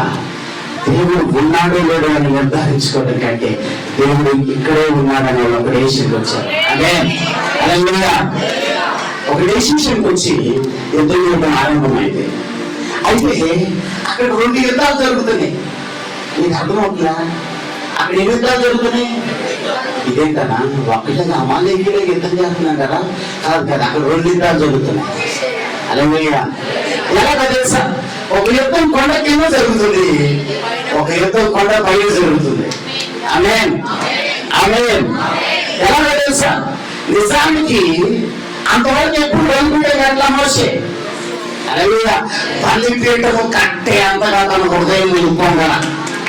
అదే బలిపీఠము కట్టబడింది, అంతవరకు మస్సాగా మెరుగుబాగా ఆ యొక్క ఉన్న వారి తలంపులని యెహోవా మిస్సిగా మారిపోయింది. ఆ యుద్ధం జరుగుతుంది. ఆమేన్. ఎందుకంటే యెహోవా మిస్సి ధ్వజము అని అంటున్నాడే, ఆ ధ్వజం అంటే మనకు తెలియాలి. హల్లెలూయా. అయితే ప్రజలు బిడ్డలారా, నిజానికి కంటికి కనపడే యుద్ధము కొండ కింద జరుగుతుంది, కనపడే యుద్ధము కొండ పైన జరుగుతుంది. హల్లెలూయా, హల్లెలూయా. యెహోషువ యుద్ధం చేస్తున్నాడు. అయితే యుద్ధం చేస్తున్న యెహోషువకి తెలుసా మోషే పైన కర్ర పట్టుకొని ఉన్నాడని? తెలుసా? హల్లెలూయా. చెప్పాడు కదమ్మా, నువ్వు కర్ర తీసుకొని పైకి వెళ్తాను రా, నువ్వు కింద యుద్ధం చేయమన్నాడు కదా. హల్లెలూయా. అప్పుడన్నా యెహోషువ అడగాలి కదా, నువ్వు కర్ర తీసుకొని పైకి పోతే మరి ఇక్కడ నడిపించేది ఎవరు అని. హల్లెలూయా. అది యెహోషువకు ఒక విషయం తెలుసు, ఆయన కొండ ఎత్తున శిఖరాన్ని ఉండి ప్రార్థన చేస్తే నేను ఇక్కడ ఎత్తును గెలవగలను అని. హల్లెలూయా, హల్లెలూయా. సో ఇదిగా దైవ రాష్ట్రుడుగా ఆయన పనివాడుగా మేము ఈ సంఘానికి చేసే సూచన ఒకటే, సంఘ కాపరి కొండ శిఖరం మీద నిలుచుని ప్రార్థన చేయాలి అంటే సంఘ పెద్దలు ఆయనకి సహాయకులుగా ఉండాలి. హల్లెలూయా. వారు నిలుచుని యుద్ధం చేయాలి. హల్లెలూయా. విశ్వాసం యుద్ధం చేయాలి. ఆమేన్, ఆమేన్. సో దేవుడు అడుగుంది ఆలోచన చేస్తే యుద్ధం ఆరంభమైంది. మోషే కర్ర పైకెత్తితే ఇజ్రాయేలు గెలుస్తున్నారంట. ఎప్పుడైతే ఆ కర్ర దిగిపోతుంటే అమాలేకీయులు గెలుస్తున్నారంట. అది ఎలా చెప్తున్నారు చెప్పండి? పరిశుద్ధాత్ముడు అక్కడ రాశాడు, బాగానే ఉంది, ఓకే, నేను ఒప్పుకుంటాను. అయితే మోషే కర్ర ఎత్తినప్పుడు యెహోషువ గెలుస్తున్నాడు, మోషే కర్ర దించినప్పుడు అమాలేకీయులు గెలుస్తున్నారు. ఎవరు గ్రహించారు అక్కడ? హల్లెలూయా. ఎవరు గ్రహించారు? అహరోను కూరు అనేవారు గ్రహించారు. అహరోను కూరు అనేవారు ఆ సందర్భాన్ని గ్రహించారు. గ్రహించి ఏం చేయాలని చాలా ఆలోచన చేస్తున్నారు. ఏం చేయాలి? మన నిజానికి మన నాయకుడు ఎంతసేపు ప్రయాసపడలేదు. నిజానికి మన నాయకుడు వృద్ధుడైపోయాడు. హల్లెలూయా. మన మాట్లాడమవుతున్నాయా? మన నాయకుడు, మన కాపరి వృద్ధుడైపోయాడు. మోషే వృద్ధుడయ్యాడు, నడిపించే నాయకుడు వృద్ధుడయ్యాడు. అయ్యో వయసు పైబడింది. చూస్తే ఆయన బలహీనత, ఆయన బలము సన్నగిలింది. ఆ కర్ర తీసుకుని ఆ పైకి ఎత్తి పట్టుకున్నాడు, చాలా వరకు పైకి ఎత్తి పట్టుకున్నాడు. హల్లెలూయా. మన శ్రమల కోసం, మన ఇరుకుల కోసం, మన ఇక్కట్ల కోసం కాపాడి ప్రార్థన చేస్తూనే ఉన్నాడు. హల్లెలూయా, హల్లెలూయా. అక్కడ చేతులు ఎత్తుట ప్రార్థనకి సూచనగా ఉంది. ఆమేన్. మన సమయం లేదు కాబట్టి తొందరగా ముగించేస్తున్నాను. హల్లెలూయా. ఎందుకంటే ఆ చేతులు ఎత్తుట ప్రార్థనకి సూచనగా ఉంది. అక్కడ చేతులు ఎత్తాడు, చాలా వరకు ప్రయాసపడ్డాడు. హల్లెలూయా, హల్లెలూయా. ఆ ప్రయాసం బట్టి ఇక్కడ అహరోను కూరు గమనిస్తున్నారు. అరే ఈ చేతులు ఎప్పుడైతే కిందకెళ్తున్నాయో యెహోషువ ఓడిపోతున్నాడు. హల్లెలూయా. యెహోషువ బలహీనపడుతున్నాడు. అయితే ఇక్కడ బలం ఎవరవ్వాలి? ఎవరవ్వాలి? అహరోను కూరు ఒక నిర్ణయం తీసుకున్నాడు. ఇప్పుడు కాపరికి మేము బలం అవ్వాలి అంటున్నారు. హల్లెలూయా, హల్లెలూయా.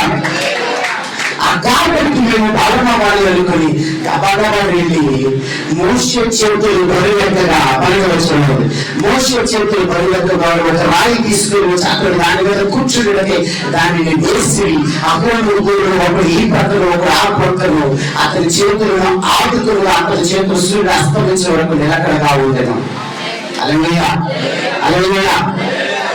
అయితే ఇదంతా గమనిస్తున్నాడు ఒక వ్యక్తి. ఎవరు? మోషే. గమనిస్తున్నాడు, ఏం చేస్తారు వీళ్ళు చూస్తున్నాడు. హల్లెలూయా. వెంటనే అహరోను కూరు ఒక నిర్ణయం తీసుకున్నారు. అంటే సంఘ పెద్దలు అనుకోండి, మన సంఘ పెద్దలు అనుకోండి, మీకు అర్థం అవ్వడం కోసం ఒక నిర్ణయం చేసుకున్నారు. అయ్యో అయ్యగారు కష్టపడుతున్నాడు, మందిరం కోసం చాలా ప్రయాసపడ్డారు, ఆయన చాలా ప్రేరణ పెంచుకొని ఆయన ఈ మందిరాన్ని కట్టాలని ఆశపడ్డారు. దానికోసం సంఘ పెద్దలుగా మన బాధ్యత ఉంది అనుకుని వారు ముందుకు వచ్చారు.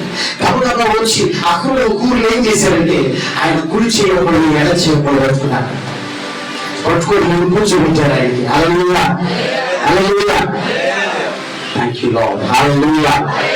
సో ఆ విధంగా కూర్చోబెట్టి నిజానికి అక్కడ మీరు గమనించినట్లయితే అతని చేతులను ఆదుకొనగా ఉంది. ఆమేన్, ఆమేన్. ఎవరు ఆదుకున్నారు? మోషేని అహరోను కూతురు ఆదుకుంటున్నారు. నిజానికి వారిని అప్పుడే ఎవరు ఆదుకున్నారు? చెప్పాలమ్మా, మోషే ఆదుకున్నాడు. అమ్మ నా పాయింట్ అర్థమవుతుందా? ప్రతి విషయంలో కూడా, ప్రతి అవసరతలో కూడా, ప్రతి ఇరుకులో కూడా, ప్రతి వారి దత్తతలో, వారి ఆకలిలో, వారి సమస్యలో మోషే ఆదుకున్నాడు వారిని. ఆమేన్, ఆమేన్. వారిని నడిపించాడు. 430 సంవత్సరంలో బానిస సంఖ్యలని ఆ ఇనుప కొలువుని చీల్చివేశారు. తెంచి 20 సంవత్సరం సైతం చీల్చి వారిని కానానికి ప్రయాణింపచేస్తున్నాడు, వాగ్దానమైన భూమికి ప్రయాణింపచేస్తున్నాడు. ఈ దినమున నిన్ను నన్ను పరలోకానికి కొనుక్కోవడానికి ఈ ప్రస్తుత దినములలో సంఘ కాంపని దేవుడు ఉంచుకున్నాడమ్మా. హల్లెలూయా, హల్లెలూయా. సో ప్రియులారా, నిజానికి అప్పటి వరకు మోషే నాయకత్వంలో వారు నడిచారు లేదా? ప్రతి ఆఖరికి మీకు మంచినీళ్ళైనా కూడా మోషే ఇమీడియట్ గా ఏం చేయాలి తెలుసా? ఆయనకి తప్పిపోతున్నారు ఆలోచించరా, పోయి వెళ్ళి మోకాళ్ళ మీద కూర్చొని నడిపెట్టాడు. అలా నడిపిన తెలుస్తుంది. నన్ను నమ్మి ఇంతమంది 20 లక్షల మంది కాల్పడాన్ని నాకు ఇచ్చావు. ఆమేన్, ఆమేన్. ఇంతమందిని నాకు ఇచ్చి నాపై ఆ భాగం మొదలే వారిని అందరూ దేవుడిచ్చి పెడుతున్నారు. వారి వేగంలో గుండెల్లో వారి ఆకలిగా బాధపడుతున్నారు, వారి ఆర్థిక పనులుగా వేధించి పెడుతున్నారు అని మోషే ప్రార్థన చేశాడు. హల్లెలూయా. కాపుడు ప్రార్థన చేసినట్టుగా ప్రార్థన చేశాడు. సో ఆ ప్రార్థన చేయగానే నిజానికి అప్పటి వరకు మోషే ఆదుకుంటున్నాడు వాళ్ళని. కానీ అక్కడ జరిగిన అద్భుతం ఏంటో తెలుసా? అహరోను కూతురు ఆదుకుంటున్నారు ఆయన్ని. హల్లెలూయా. ఏం చదువుకుంటున్నారు? హల్లెలూయా. ఎందుకు తెలుసా? కాపరి నిలుచుని నీ ఆధ్యాత్మికమైన స్థితిని, నీ మానసిక పరివర్తనని నీ కొరకు ఆయన ప్రార్థనలు చేయగలరు, నీ కొరకు ఆయన యాచనలు చేయగలరు. అయితే ఏమన్నా ఎప్పుడు 13 ఈ పై నాయకులు చదవాలి కనుక చెప్పవలసిన వాళ్ళు ఏమిటా? దుఃఖముతో చెప్పాలి. వాడు దుఃఖముతో ఆచరించేసిన నిష్ప్రయోజనం. హల్లెలూయా, హల్లెలూయా. సో అయితే నిజానికి అప్పటి వరకు ఆ కర్రెత్తి పడుతున్నాడు. ఒకసారి అందరూ నాకే చూడమ్మా, అలా కర్రెత్తి పడుతున్నాడు. ఈ చేతులు బాగా నొప్పులు పడుతున్నాయి. హల్లెలూయా, హల్లెలూయా. కానీ ఇవన్నీ చూస్తున్నాడు ఒక ఆయన, పెద్ద భయం ఉన్నాడు, ఆయన మంది బాగా చూస్తున్నాడు. ఏం చేస్తారు? వీటికి ఆ చేతులు ఆయన నిలబడి దాకా సాయంత్రం వరకు నిలబడవా దేవుడు అంటే? దేవుడు అంటే చూడలా, యుద్ధం రావాలి వీరి జీవితాల్లో. యుద్ధం వచ్చినప్పుడు వీళ్ళంతా ఐక్యం అవ్వాలని చూస్తున్నాడు ఆయన. వీరి నాయకుడు యొక్క కన్నులను తెలుసుకోవాలి. వీరి నాయకుడిని సాక్షాత్తు ఇంతకాలం వేధించిన వీరి నాయకుడిని ఆదుకోవాలని దేవుడు చూస్తూ ఉన్నాడు. హల్లెలూయా, హల్లెలూయా. సో ఆ విధంగా చేతులు బలహీనమైపోతున్నాయి, పడిపోతున్నాయి. నిజానికి ఆయనకి కన్నీళ్ళు వచ్చి ఉంటాయి. అయ్యో ఏం చేయాలని ఇది గమనిస్తున్నారు. అహరోను కూతురు కొండ కింద చూస్తున్నారు, పైన చూస్తున్నారు. అని ఏం చూస్తున్నారు? కొండ కింద చూస్తున్నారు. ఈడేమో వెళ్ళిపోతున్నాడు, ఈడే కర్ర చేతులు తెచ్చేస్తున్నాడు మోషే గారు. ఏం చేయాలి అర్థం కదా. ఇక లాభం లేదు, ఇక లాభం లేదు. నిలబడి పడిపోయినట్టున్నాడు అనుకుని ఒక పెద్ద రాయి తెచ్చి దాని మీద కూర్చోబెట్టారు. హల్లెలూయా. నిజం ఒకసారి ఇమాజిన్ చేసుకోండి, అహరోను కూతురు ఎంత ప్రయాసపడుతారు.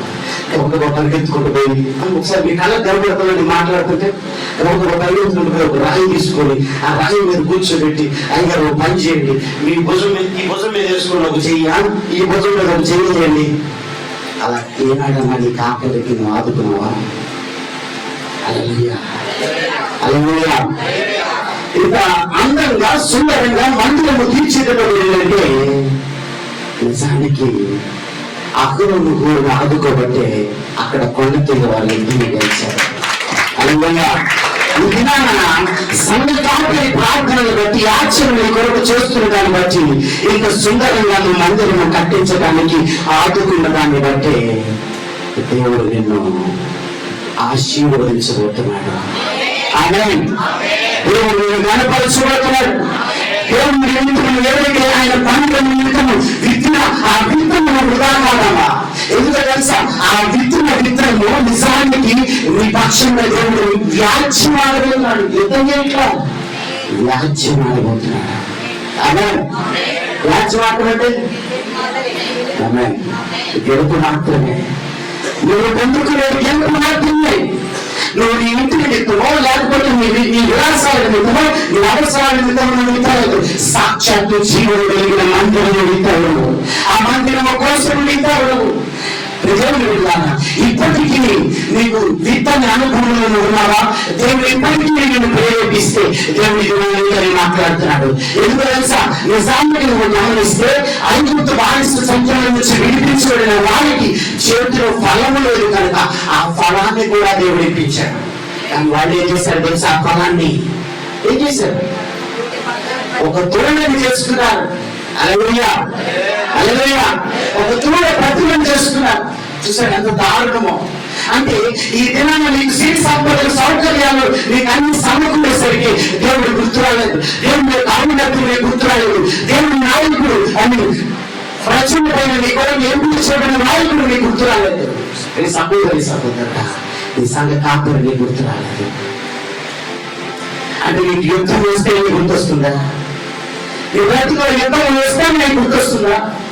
అయితే నా దేవుడు ఈ దినాన్ని నేను చెప్తున్నాను, నువ్వు యుద్ధాలు ఉండాలని అనవలసి వస్తుంది. ఎప్పుడైతే మందిరం గురించి ఆలోచిస్తావో, ఎప్పుడైతే కాపాడు గురించి ఆలోచిస్తావో, నీ బ్రతుకులో యుద్ధమో లేకుండా నా దేవుడు నీకు జయాన్ని కలిగించబోతున్నాడు. ఆమేన్, హల్లెలూయా, హల్లెలూయా. సో దేవుడు బిడ్డారా, నిజానికి మీరు ఆలోచన చేస్తే నిజానికి అప్పటి వరకు మోషే ఆదుకున్నాడు. అక్కడి నుంచి ఆ ఇశ్రాయేలీయులను ఆదుకుంటున్నాడు. ఎప్పుడైతే ఆ ఆదుకోవడం ఆరంభమైందో అప్పుడు కట్టడమ్మా, ఇది యెహోవా ధ్వజము అని. హల్లెలూయా, హల్లెలూయా. యెహోవా ధ్వజం అంటే దేవుడు ఆదుకోవడం కాదు. హల్లెలూయా. దేవుడు నీ ద్వారా దేవుడిని ఆదుకునేలా చేసుకోవటం. ఆమేన్, ఆమేన్. అది యెహోవా ధ్వజం అంటే. ఆమేన్. అర్థమైంది నా మాటలు? హల్లెలూయా, హల్లెలూయా. నిజానికి నువ్వు ఆదుకునేది ఎవరినో కదా, ఆయన సంఘాన్ని, సంఘ కాపుని నువ్వు ఆదుకుంటున్నావు, వాళ్ళ కుటుంబాన్ని ఆదుకుంటున్నావు. హల్లెలూయా, హల్లెలూయా. దాని తర్వాత ఒక సందర్భంలో మోషే అనౌన్స్ చేస్తాడు. మోషే అనౌన్స్ చేస్తే ఐ థింక్ 30 అధ్యాయం అనుకుంటా, ఐ థింక్ సో. హల్లెలూయా. 36 అధ్యాయంలో నిర్గమాకాండం 36 వచ్చి 5 వచ్చింది. ఒకసారి చదువు మరి. మోషేతో యెహోవా ఆజ్ఞాపించిన పని విషయమైన సేవ కొరకు ప్రజలు కావాల్సిన దానికంటే బహు విస్తారము తీసుకుని వచ్చుచున్నారని చెప్పగా, చాలమ్మా. అంతకుముందు నీ కొరకు ఇవ్వబడిన బంగారం ఏం చేసావు? దూరం చేసుకున్నావు. ఎప్పుడైతే నీ బ్రతుకులోకి యుద్ధం వచ్చిందో, ఆ యుద్ధం చేయడం ఆరంభమైందో, అక్కడి నుంచి నువ్వేం చేస్తున్నావు తెలుసా? దేవునికి ప్రాధాన్యత ఇస్తున్నావు. అంటే నీ బ్రతుకులోకి యుద్ధం రావటం ఎవరి ప్రణాళిక? హల్లెలూయా. ఎప్పుడైతే యుద్ధం వచ్చిందో, అయ్యా మరి అమాలేకీయులు వచ్చారు, మరి వాళ్ళని లేపేయొచ్చుగా, ఎర్ర సముద్రాన్ని లేపేసినోడు నీకు వీళ్ళంతా లేపేయొచ్చుగా అన్నా. మోషే వెళ్ళి యెహోషువతో మన కోసం పీపుల్ని ఏర్పాటు చేయి, యుద్ధం చేయి, నేను ప్రార్థన చేస్తా. హల్లెలూయా. నీ కుటుంబంలో అస్వస్థత వచ్చింది, అయ్యా నా భర్తకి బాగాలేదు, అయ్యా నా వారికి బాగాలేదు, నా కుటుంబానికి బాగాలేదు, ఏం పర్లేదమ్మా నేను ప్రార్థన చేస్తా, నువ్వు యుద్ధం చేయి. ఆమేన్, హల్లెలూయా అని నీ కాపుడు చెప్పడం నేను వింటున్నా. ఆమేన్, ఆమేన్. ఎందుకు తెలుసా? నువ్వు కనపడే యుద్ధం చేస్తే కనపడిన యుద్ధం నీ కాపుడు చేస్తున్నాడు. ఆమేన్, ఆమేన్. ఈ కట్టబడిన సంఘాన్ని నువ్వు చూసావు, కట్టబడిన మందిరాన్ని చూసావు. ఇది ఆ కట్టబడటానికి నువ్వు కనపడే యుద్ధం చేస్తే కనపడని యుద్ధాన్ని కాపం చేశాడు. ఆమేన్. పర్లేదు, అసూయలేని వాళ్ళకి గట్టి కొట్టచ్చు. హల్లెలూయా, హల్లెలూయా. సో దేవుడు ఇట్లారా అక్కడ మోషే ఆజ్ఞాపించాడంట. ఆ యెహోవా ఆజ్ఞాపించిన పనిముఖ్యమైన సేవ కొరకు ప్రజలు కావలసిన దానికంటే బహు విస్తారంగా తెచ్చారంట. మరి బహు విస్తారంగా తెచ్చారా? ఆయన పనివాడిగా నేను అడుగుతున్నాను, ఇక్కడ ఇంకా మిగులుందా? ఆ మిగులు ఎలా ఉండకూడదు? ఆ మిగులు మీ భుజములపై ఉండాలి, అది దీనిపై ఉండాలి. హల్లెలూయా, హల్లెలూయా. అది దీనిపై ఉండాలనేది దేవుని ప్రణాళిక ఉన్నది. ఎప్పుడైతే మందిరం వైపు నువ్వు చూస్తావో, మందిర భాగం నిజముల పైన ఉంటుందో, యెహోవా ధ్వజము నీ బ్రతుకులో నిలయమై ఉంటుంది. యెహోవా నిలిచి నీ బ్రతుకులో నిలబడి చేస్తుంది. ఆ ధ్వజం ఎవరో కాదు, నీ పక్షముగా దేవుడి కార్యాలు ధ్వజముగా ఎత్తబడటమే నీ బ్రతుకులో దేవుడు నిలుచునే ఆయన ధ్వజమై ఉన్నాడు. ఆమేన్, ఆమేన్. దేవుడు చెప్తున్న మనలో దీనికి ఆశీర్వదించును గాక. ఆమేన్, ఆమేన్. మంచిది, దేవుడికి మహిమ కలుగును గాక. ప్రభు చిత్తమైతే మరి ఒకసారి మీ కాపురి యొక్క ఆహ్వానం వైపు నేను రావడానికి ప్రయత్నం చేస్తాను. ప్రభు చిత్తమైతే దేవుడు ఇచ్చిన శ్రేష్టమైన అవకాశము చాలా సంతోషపడుతున్నాను. ఈ విధంగా మీ ఎదుట నిలిచని ఈ విధంగా వాక్యం పంచుకోవడానికి అయ్యగారు ఇచ్చిన అవకాశాన్ని బట్టి మరి ముఖ్యంగా సంఘ పెద్దలకు, మరి ముఖ్యంగా సంఘ బిడ్డలకు ప్రతి ఒక్కరికి నా హృదయపూర్వక కృతజ్ఞతలు తెలియజేస్తూ సమస్తం మీ చేతులకు అప్పగిస్తున్నాను. రైట్, అదొకటి జ్ఞాపకం చేసుకోండి, మర్చిపోవద్దు. సమస్తం దేవుడు చూస్తున్నాడు. Right, God bless you all. Praise lord.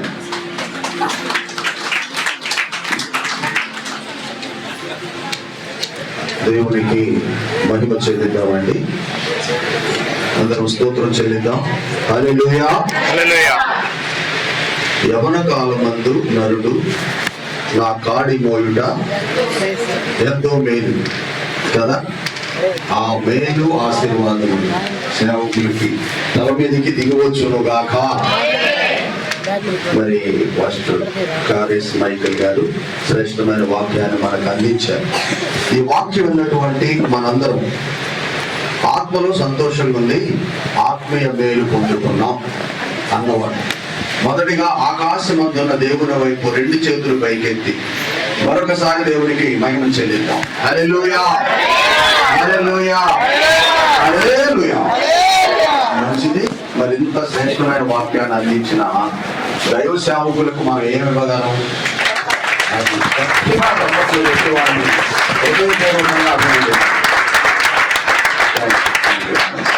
మంచి వాక్యాన్ని విన్నామండి. ఈ సమయంలో మరి అక్కడ ప్రేమ విందు కార్యక్రమం సిద్ధపరచబడింది. సమయం ఎంత వెళ్ళిపోతున్నా కూడా సమయం వెళ్ళిపోతుంది అన్నట్టుగా లేదు. ఈ ఆత్మీయ ఆహారం ఇంకా తింటే బాగుండు, ఇంకా తింటే బాగుండు అన్నట్టుగానే ఉంది. మీ అందరి ముఖాల్లో కూడా అలాగనే ఉంది, నేను గమనిస్తున్నాను.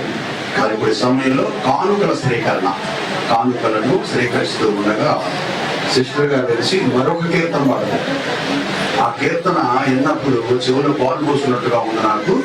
మరలా సిస్టర్ గారు కీర్తన పాడుతూ ఉండగా మనందరం ఈ కానుకల స్వీకరణలోనికి ప్రవేశిస్తాం. స్తోత్రం. తర్వాత అయ్యగారు ముగింపు ప్రార్థన చేస్తారు. హల్లెలూయా. ఇందాకేం లేదు. ఇప్పటివరకు వాక్యాన్ని ప్రకటిస్తున్న సేవకునికి మైకిల్ గారు దేవునికి పరిశుద్ధాత్మ పేరు పెట్టుకున్నాం. మీకు తెలుసు తెలియదు, నాకు మాత్రం చెప్పలేదు. ఈ సేవకునికి ఉన్న కృపే ప్రాస్పెరిటీ, ఆశీర్వాదం. హల్లెలూయా. సో మరి దేవుడు తనను ప్రేరేపించినటువంటి అందరూ సేవకులు ఎవరైనా వాళ్ళ జీవితాన్ని బట్టి పాట రాస్తారు. ఆయన జీవితంలో మొట్టమొదటిగా రాసిన పాట అర్పణ. హల్లెలూయా. అప్పుడు అర్పణ. ఆ అర్పణ అనే ప్రత్యేకమైన పాట పాడుచుండగా ఆ అర్పణలో ఉన్న ఆ యొక్క మాధుర్యాన్ని ఆయన వర్ణించాడు. ఆ యొక్క పాట పాడుచుండగా నిజంగా వాక్యం ప్రకటన విని ప్రేరేపించబడిన వారు ఈ మందిరం వరకు ప్రత్యేకమైన శ్రేష్టమైన అర్పణని తీసుకునవలసిందిగా దేవుడి పేరిట తెలియజేస్తున్నాను. అర్పించునయ్యా అనే ఒక పాట పాడుకుంటూ యేసయ్య నామాన్ని మహిమపరుద్దాము.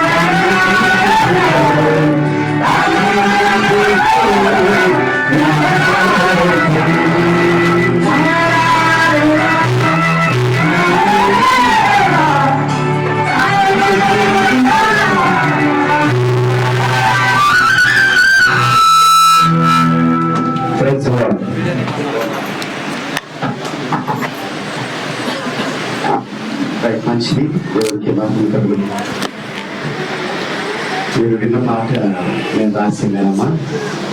దేవుని మహాకృపను బట్టి దేవుని సిద్ధపరిచి ఆయన రాయించుకున్నాడు. దేవుడు నా జీవితంలో చేసిన మేలులను బట్టి అర్పణలో ఉన్న శక్తి నేను చూశాను కనుక నా సాక్ష్యం వేరు. మీరు కావాలంటే క్రైస్ట్ కమ్యూనిటీ సెంటర్ అనే యూట్యూబ్ ఛానల్లో ఉంటుంది. దేవుని సేవ కోసం నేను సమస్తము అమ్మేశాను.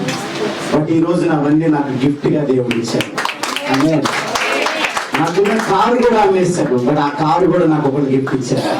సో దేవుడు అంతలా బ్లెస్ చేస్తాడు. గుర్తుపెట్టుకోండి, నీకున్నదంతా గుర్తుపెట్టుకోండి, నాకున్నదంతా నీవిచ్చినదేనయ్యా, అది మరచి సమస్తము కోల్పోతే నేను రాసుకున్నాను. ఆమె మంచిది. దేవుని మహిమ కలుగును గాక. అందరూ నాతో పాటు కలిసి స్థలంలో చేకిపించినట్లయితే ఆఖరి ప్రార్థన ఆశీర్వాదం ముగింపులోకి వెళ్దాం. ఆఖరి ప్రార్థన చేసుకుందాం. పరిశుద్ధుడా, ప్రేమ కలిగిన మా పరమ తండ్రి యేసయ్యా, మీ పాదాలకు వందనాలు ప్రభువా. అయ్యా, నీవు గొప్పవాడివి, ఉన్నవాడు, అనువాడివి, సర్వాధికారివి, సర్వాధిపతివి నాయన, అతి జీవాధిపతిని నాయన. మా బ్రతుకుల్లో అయ్యా, మా బ్రతుకులని ఏలుబడి చేసే యోగ్యతని, మా జీవితాలను మీకు అప్పగించుకునే కృపని మాకు దయచేయమని ప్రాధాన్యపడుతున్నాం ప్రభా. ఈ దినమున ఈ నిస్సి గాస్పుల్ ప్రార్థనా మందిరంలో అయ్యా వాక్య పరిచయం చేయడానికి మీరు ఇచ్చిన కృపని బట్టి, అవకాశం బట్టి, యోగ్యతని బట్టి మిమ్మల్ని ఎంతగానో ఘనపరుస్తూ హెచ్చిస్తున్నాను ప్రభా. మరి ముఖ్యంగా ఈ యొక్క ఆరాధనకు ఇచ్చేసి అయ్యా వాక్యము ద్వారా బలపడి అయ్యా మరి ముఖ్యంగా ఇక్కడ నిలుచొని మాట్లాడే వ్యక్తి నేను కాదు ప్రభా, సాక్షాత్తు మీరై ఉన్నారు. అతి వాక్యముతో వారితో మీరు మాట్లాడారు ప్రభా. అతి వాక్యము అయ్యా నశించడానికి వీలేదు, జీవము కలిగిన ప్రతి ఆత్మను జీవింప చేయడానికి, అతి వాక్యము విస్ఫోటనము చెందడానికి, వారి బ్రతుకున్న ప్రతి బలహీనతలను అయా మన్నించడానికి, రగిలించడానికి, మనలో జీవించడానికి వారికి మీరు ఇచ్చిన గొప్ప కృపను బట్టి, అవకాశం బట్టి ప్రత్యేకమైన వందనాలు తెలియజేస్తూ మరి ముఖ్యంగా అయ్యా యొక్క పరిచయాన్ని, వారి కుటుంబాలని, వారి సంఘం ఆశ్రయించిన ప్రతి ఒక్క ఆత్మను, ప్రతి ఒక్క కుటుంబాన్ని, ప్రతి ఒక్క బిడ్డలు మీ చేతులకు అప్పగిస్తూ మరి ముఖ్యంగా అయ్యా ప్రతి ఒక్కరు మీరు బలపరిచి నడిపించండి. సంఘ బిడ్డలు మరి ముఖ్యంగా సంఘ బిడ్డలు ప్రతి ఒక్కరు కూడా మీరు ఆశీర్వదించి మరి ముఖ్యంగా ఈ యొక్క కూడికలు మరి ముఖ్యంగా సంవత్సరం ప్రతి సంవత్సరం కూడా ఇంతే ఘనముగా ఈ యొక్క దినాన్ని మీరు జరిగించి మీ యొక్క జ్ఞాపకంలో ఈ యొక్క దినాన్ని ఉంచుకోవాలని వేడుకొంచు సకలము మీ చేతులకు అప్పగిస్తూ ఆ దినంతా మీరు జరిగించుకుని ప్రాధాన్యపడుతున్న ప్రభుని మీ రక్షకుడు యేసుక్రీస్తు వారి శక్తి కలిగిన ఘనత కలిగిన అడిగి వేడుకొని పొందుకుని నామ తండ్రి. ఆమేన్ ఆమేన్.